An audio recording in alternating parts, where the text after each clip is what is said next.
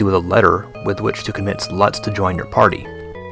In a nice touch, we have here what might be the first fake battle in which you automatically lose in a Japanese RPG. This nightmare appears and slaughters your party, but it turns out was all just a dream. Or was it? There's quite a bit of variety in the overworld. Some villages are high-tech, others are run-down and rural. Aside from the main planet, there's a desert planet and the ice planet. There are patches of bubbling lava, beaches, forest, each with their own sort of battle screen background. And the monsters are all animated, sometimes in sort of very amusing ways. Thus the different scenes make quite a bit more of an impression than Dragon Quest's static monsters and backdrops. Other than the spaceship that you eventually find, you'll need to get something called the Flow Mover, which is actually called the Hovercraft in the US version, which allows you to travel over water and lava. Later you'll need to get a vehicle that can smash through blocks of ice. And of course you'll constantly be buying better armor and weapons. Here I'm hopping into the Flow Mover here. You need this to access places like that island.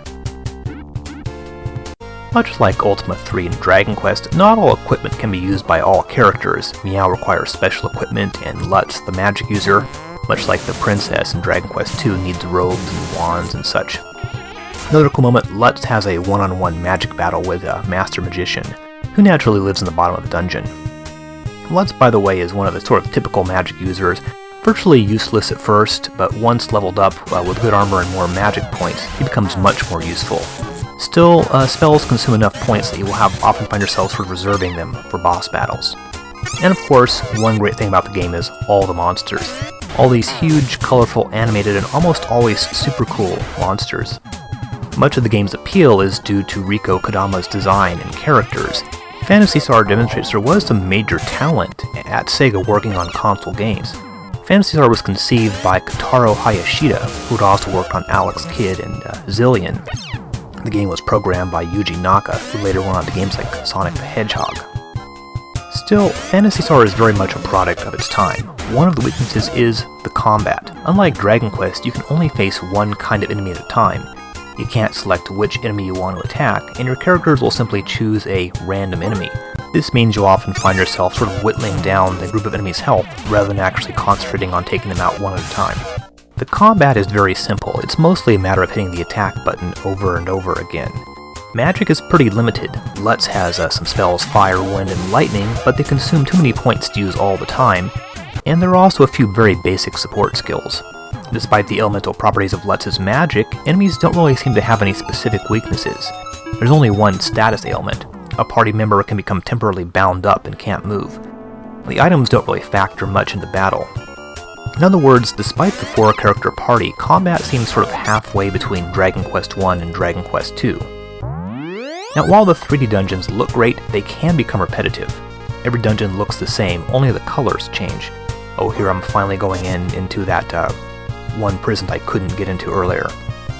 Throughout the game you travel through caves, warehouses, dungeons, towers, and a morgue, all of which look identical on the inside.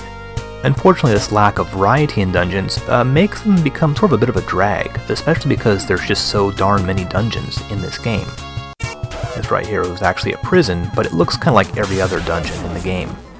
Towards the end of the game, I was actually finding I was sort of getting a little sick of fighting through dungeons. Phantasy Star starts out very strong as you cross the galaxy looking for your companions, but the last third or so of the game simply becomes a matter of slogging through one identical dungeon after another looking for some special item which is required to get to the boss's lair, such as the arrow prism or these magical berries. There's no in-game map, so you need to actually either draw out the dungeons on paper or look up maps on the internet, I suppose. Furthermore, there's not really much point in fighting enemies after a while. Once you reach around level 24 or so, you'll start taking about 5,000 plus experience points to reach the next level, and the toughest regular enemies drop around maybe 25 to 30 points at most, so I figured there was no point in actually trying to kill enemies during the last couple dungeons. Healing items are pretty much worthless, and magic is virtually required to damage the final bosses, so you can't afford to lose much health during these final few dungeons. So after one very long dungeon, 8 floors with about 25 different flights of stairs, you will feed Meow the berries and then fly to the boss's lair, and find a normal looking town, sort of like in Dragon Quest 2, but there's actually a special gold dragon boss that you'll encounter first. Here is Meow is transformed into a flying cat. Now once you actually get past this dragon and you get there, there's another lengthy dungeon, though this one's actually a mere 5 floors. They end up being the final boss himself. And unfortunately there's really no place here to like replenish your magic or your health or anything. So like I was saying, basically it's the last few dungeons are more of a matter of like enemy avoidance than anything else. Okay, so here is Lashiek. He asks you a question, but don't worry, the game won't end if you choose the wrong answer, like in the first Dragon Quest game. Now, despite the game stressing the importance of the Laconian weapons that you had to sort of trek all over the galaxy to find, they are pretty much useless against this guy. They almost usually always miss, so Alicia should actually use her fire spell, and Lutz's spells will be doing most of the damage. Oddly, the best weapon in the game is the laser gun. After defeating this guy, well, the game is actually not over. Nope, it tells you that you have to go and speak to the governor. So in other words, you'll need to trek all the way back to the desert planet, enter his palace, and find, you guessed it, another dungeon.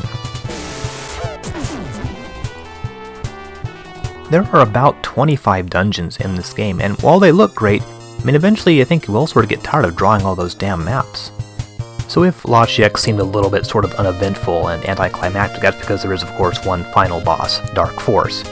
Yep, there's the whole one more boss thing at the very end, which is sort of becoming sort of like standard practice in RPGs at this point.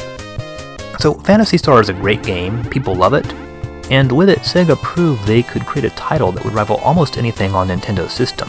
Now there was a price. The Phantasy Star 4 megabit cartridge retailed for $69.99. That's about $125 in today's money. Was it worth it? Well, I don't know. So here's Dark Force. What's the strategy for defeating him? Well, just sort of hit him with everything you got until you run out of magic. As I mentioned, there's really no sort of strategy required for any battles in Phantasy Star. After this, you get a pretty decent little ending sequence, and then Phantasy Star is one of the first games to have sort of actually like really kind of cool, decent looking credits. It's not just like the typical, list of names scrolling up the screen. So there we have Phantasy Star. I guess sort of a rundown of the good points. Well, great graphics, a really fantastic soundtrack, very awesome looking monsters, the detailed character and NPC portraits make them feel sort of like more like real characters as opposed to just video game sprites. On the negative side, there's combat that was a little simple even by 1987 standards. And there's really not a whole lot of variety in the gameplay. It's sort of walk around, find a dungeon, fight your way through the dungeon, grab the item, get out, then go on to the next dungeon. Some people call this the best 8-bit RPG. It's certainly the best looking 8-bit RPG. Whether it plays that great, well, I guess it's sort of a matter of personal opinion. If you're any sort of fan of early RPGs, this is one game that you definitely must play.